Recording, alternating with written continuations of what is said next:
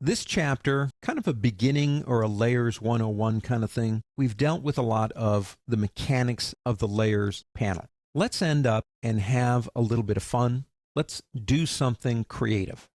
Open up in your working folder 438_3048114.jpg, and that's the locator number for this image at photospin.com. Got some great images.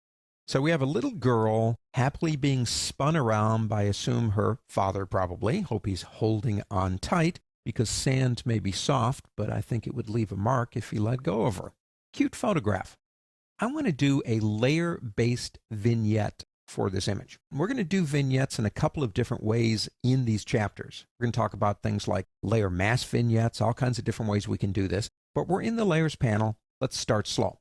Come over here and make a new layer by clicking this button right here.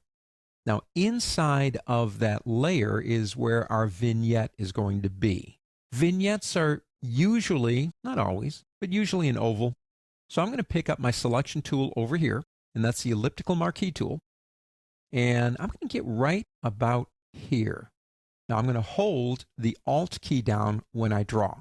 That's the Option key on a Mac and the Alt key in Windows. That will allow me to draw out from center. So if I hold the Alt key down and begin drawing, and we can kind of do a vignette. But you know what? This is one of those things where I'm in the middle of actually doing the lesson and just have this fantastic idea. If it doesn't work, I'll cut it out and you'll never see it. I want you to stop right about there. See where her hand's kind of outside the circle? Stop there, just like that. Now, we need to invert the selection because this is the part we want to see, and that's the part we have selected right now. And to fill it, we have to have that selected. So go up to the word select on the pull-down menu and select inverse. We now have the other areas selected in our layer. Let's choose a color off the beach somewhere.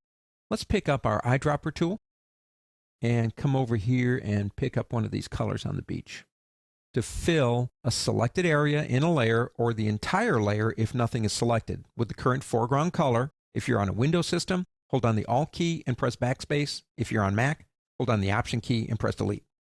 Instant satisfaction. I'm going to press Control or Command on a Mac, D for deselect.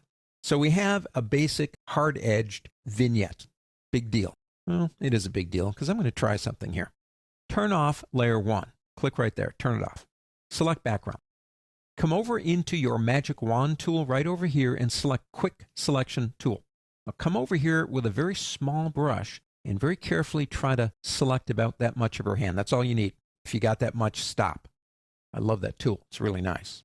Now, with that selected, let's turn this back on and select it. Now remember, selected areas are controlled areas. Press the delete key, the backspace key on Windows, delete on a Mac, and watch what happens. It will delete out that area on our vignette. And now press Control or Command D to deselect it.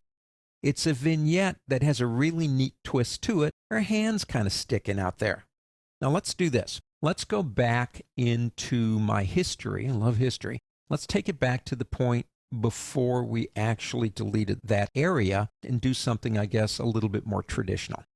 So we're kind of back to where we were. Most vignettes are soft. So with layer 1 selected, actually, I'm going to double click on layer 1 and call that vignette. Why? Well, I don't know. I just like to name my layers. With it selected, go up to the word filter and go down to blur and maybe do something like a Gaussian blur. Soften up the edges, make it more traditional. Click OK. Now, if we want to relocate her and her father inside the vignette, what we have to do first is convert the background so we can move it. Double click on the word background. Layer 0 is fine. But now, with it selected and our Move tool selected, if we want to give it a little nudge, if you will, maybe put it into a slightly different position. Just don't go too far, obviously. There you go. I really kind of have fun doing things like with that hand. To me, that's a little bit atypical. You don't expect it. It draws your attention to it.